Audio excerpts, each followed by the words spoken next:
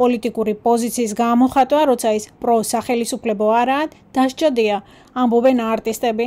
ხელისუფლება ადმინისტრაციულ ბერკეტებს იყენებს და ცდილობს ხელოვნება და ხელოვანებიც დააცენზუროს. ინსტალაცია ესეთი სათაურით გამომარი ქალაქი ბოდიშს არიხდის. სადაც წარმოდგენილი იყო 90-იან წლებიდან დღემდე საქართველოს მიმდინარე საპროტესტო აქციებზე ის გამოთქმული ფრაზები, სლოგანები თუ ლოზუნგები თუ ასე შემდეგ ძალიან ბევრი რა მათ შორის ზიად გამსახურდია ედუარდ შევარდნაძის დროს, მიხეილ სააკაშვილის და ასე შემდეგ და ასე შემდეგ. ამ მმართველობის პერიოდში სხვადასხვა ფრაზები რაც აქციებზე იყო. თუმცა სათაურიდან გამომდინარე და საქართველოში მიმდინარე მოვლენებიდან გამომდინარე, რაც დღესაც ხდება და უწყვეტი პროტესტია უკვე აგერ უკვე 63 დღეა, ხო? აქედან გამომდინარე ადგილობრივმა ხელისუფლებამ სავარაუდოდ თბილისიდან დავალებით, ან ცენტრიდან დავალებით სასწრაფო წესით მოგთხოვა შენობის დაცლა. ეს ინსტალაცია შეიძლება ყოფილიყო თბილისში, შეიძლება ყოფილიყო ბათუმში, ზუგდიდში, ფოთში, არ აქვს მნიშვნელობა, ნებისმიერ სხვა საქართველოს სხვა ქალაქში, მაგრამ გორს აქვს სიმბოლური ამბავი, ერთი რომ ამ ქალაქში თქვა, ვინც თქვა რომ ბოდიში უნდა მოვიხადოთ, მეორე თვითონ ეს ქალაქი როცა იძახეს და დიახ, მაქვს ეგ პრეტენზია, რომ ქალაქის სახელით თქვათ ეს, იმიტომ რომ ხალხში ხა როგორც არ უნდა თქვათ ვიღაც რომელიღაც პარტიას უჭერდეს ვიღაცა მხარს რა, მაგ საკითხში, რა ვიცი 100% რამის დარწმუნებული ვარ, რომ ბოდიშს მოხდას ნამდვილად არავინ არ აპირებს რა.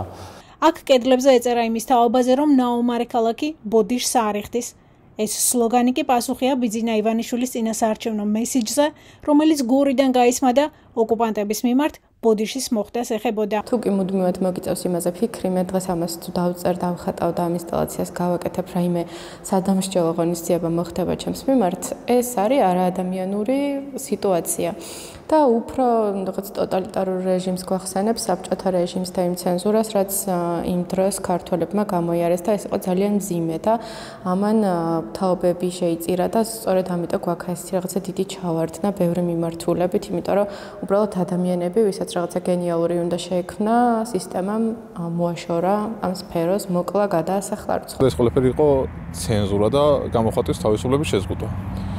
სხვანაირი ახსნა ფიზიკურად შეუძლებელია მოუძებნო, ვინაიდან იმ წერილებში თუ კომუნიკაციაში არსად არ იყო დასაბუთებული, რატომ უნდა დაგვეტოვებინა შენობა. ყველა წერილში სხვადასხვა არგუმენტებს იყენებდნენ. და რა თქმა უნდა ეს ყველაფერი რო გასაჯაროდა, ხალხმაც გაიგო ეს ყველაფერი, ხალხმაც აღიქვა ეს ყველაფერი როგორც ცენზურა და ძალიან დიდი მხარდაჭერა მივიღეთ ხალხისგან. გამოფენის გახსნიდან რამდენიმე დღეში მერიამ არტისტებს იმ შენობის დათმობა მოსთხოვა, რომელიც ერთი თვის წინ 2 წლიანი უზუფრუქტით თავადვე გადასცა. მერიამ კომენტარის ჩაწერაზე უარი გითხრა და წერილობითი პასუხით შემოიფარგლა, სადაც ნათქვამია, რომ ხელოვანების სახლისთვის შენობის ჩამორთმევის მიზეზი დენის მრიცხველს უკავშირდება. ორი თვით ადრე გაფორმებული ხელშეკრულების შეწყვეტა ხდება და დროში ძალიან ემთხვევა იმ ინსტალაციას, იმ საპროტესტო ინსტალაციას, რომელიც ხელოვნების სახლში იყო გამოფენილი, ეს რა თქმა უნდა მიუთითებს იმაზე, რომ ადგილი აქვს ცენზურას, გარდა ამისა აქ იყო კიდეც მერიის წარმომადგენელი, ვიდრე ხელშეკრულება შეწყდებოდა და მას ჰქონდა ასეთი კითხვა, რომ ვის შეუთანხმა ფოტოგრაფთა კლუბმა აქ გაკეთებული ინსტალაცია მერიაში, ანუ ჩათვალეს, რომ მერიასთან დღეს არის ის ვითარება საქართველოში, რომ მერიასთან უნდა ხდებოდეს შეთანხმება იმისა, თუ ხელოვანი რას გააკეთებს მის შენობაში.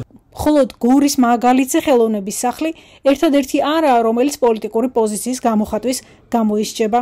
სპეისი სივრცე ახალგაზრდებისთვის მერიამ ჯერ გადასცა მათ, ახლა კი ართმევს. მიზეზი ახალგაზრდების საპროტესტო განწყობებია. წინასაარჩევნოდ ჩვენ ვიყავით ერთ-ერთი მთავარი თავშესაფარი იმ ორგანიზაციებისთვის, რომლებიც აპირებდნენ რომ ჩაეტარებინათ წინასაარჩევნო კამპანიები და ახალგაზრდებისთვის აეხსნათ ერთი ხმის მნიშვნელობა. ქვეყანაში მიმდინარე მოვლენებიდან გამომდინარე, როგორ ექცევიან არასამთავრობო სექტორს, იქიდან გამომდინარე რა მოხდა ცოტა ხნის წინ გორდ ფოტოგრაფთა კლუბის შემთხვევაში, რა თქმა უნდა, ჩვენც ველოდებოდით თუ რომ ადრე თუ გვიან ჩვენც მოგიწევდა და ჩვენც დაგვატოვებინებდნენ სივრცეს და ასეც მოხდა. ცენზურა, საბჭოთა კავშირისა და რუსეთის მემკვიდრეობა, გვეუბნებიან არტისტები და გამოხატვის თავისუფლების დაცვისთვის მზადყოფნას გამოთქვამენ.